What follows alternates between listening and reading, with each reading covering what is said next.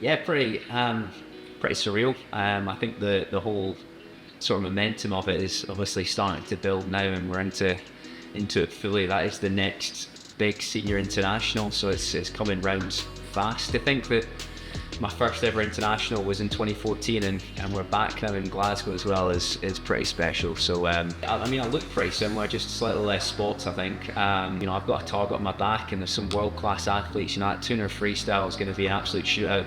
You've got obviously the home nations of the British athletes, and then chuck in some pretty special Aussie athletes as well. So that's going to be a tough task. The outcome is going to be determined by how well do I swim it, and how good are other people as well.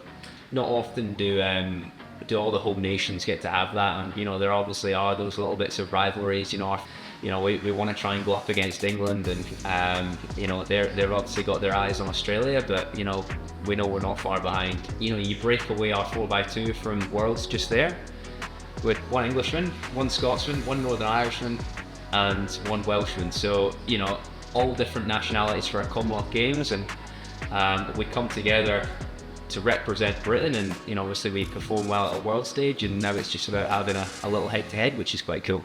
Yeah, this is my fourth event internationally at Glasgow. And look, they always put on a good show, and yeah, I've kind of been a little bit spoiled with how many home events I've had, and everyone is just as special as the last. Hopefully with it coming back to Glasgow, they're going to bring that same excitement as they did in 2014. It really was loud, and you could feel the energy from the crowd, and if we get that same result this time, I think it could be pretty special. First one that comes to mind is probably passion.